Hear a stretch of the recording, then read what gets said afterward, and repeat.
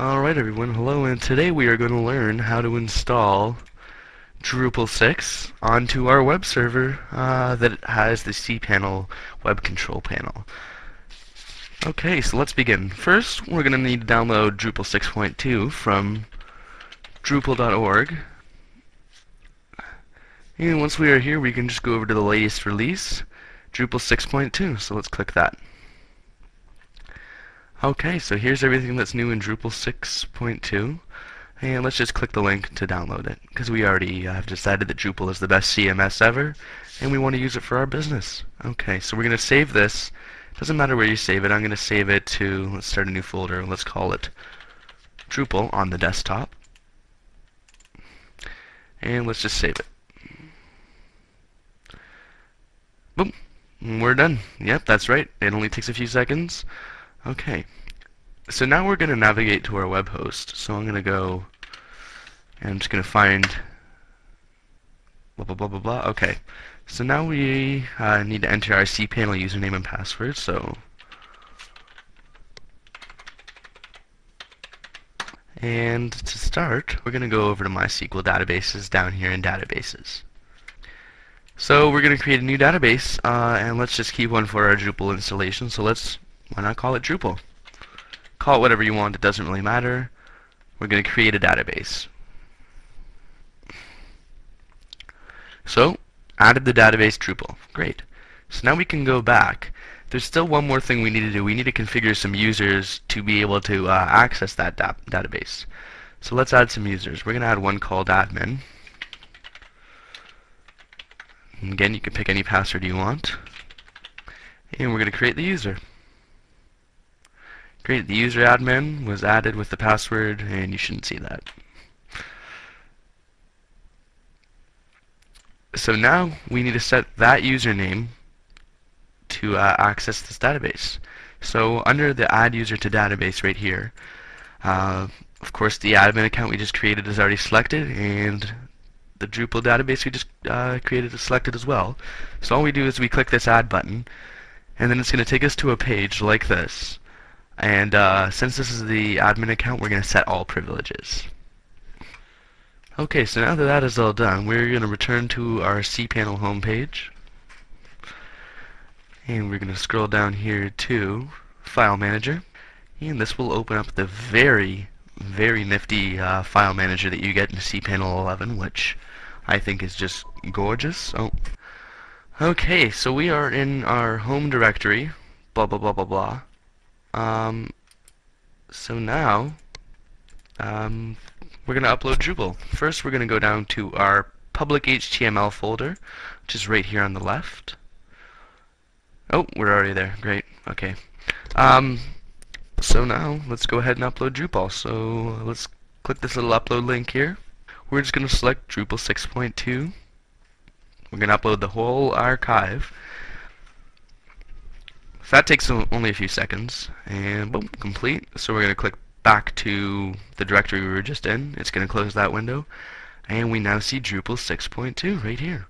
So all we're going to do is we're going to right click, and we're going to hit extract. Extract files. Boom, done. I'm going to rename it from 6.2 to just Drupal. Okay. So great, that is all set up. Now before we are ready to continue to the installation page, there's just one more thing we need to do. We're going to go into our directory that has the Drupal installation. We are going to go to Sites, and for this folder right here, default, we're going to change the permissions to 0777. What this will do is this will allow the Drupal installer to write to the settings.php file in there and also create a files directory. So we're done. We can open up a new tab, new window, whatever, and navigate to our new Drupal installation.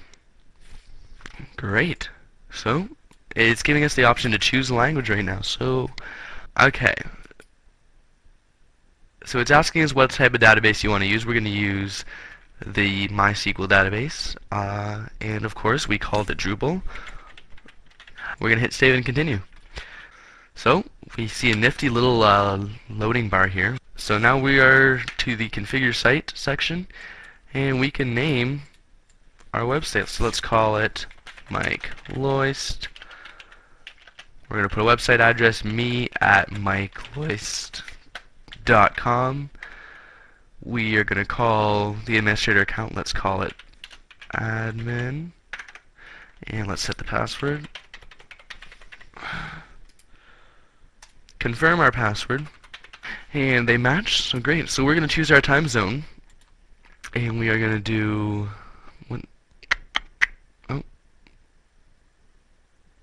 oh, I guess that'd be -4.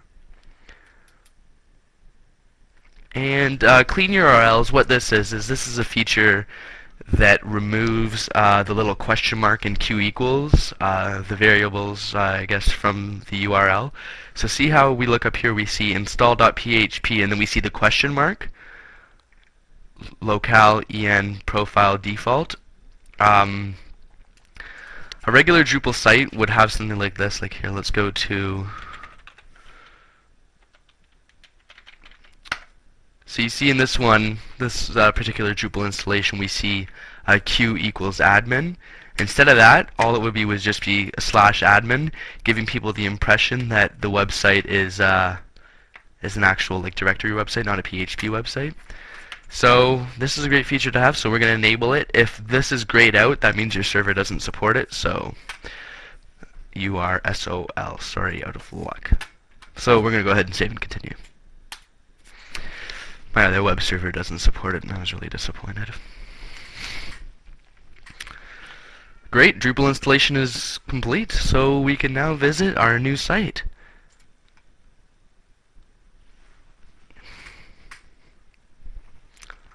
And we are all done. Just to set everything up, we're going to put a little story, a little article on the front. We're going to create a story. So great. So now if we go to the front page, we have some content. And congratulations, everyone. You have just learned how to successfully install Drupal 6.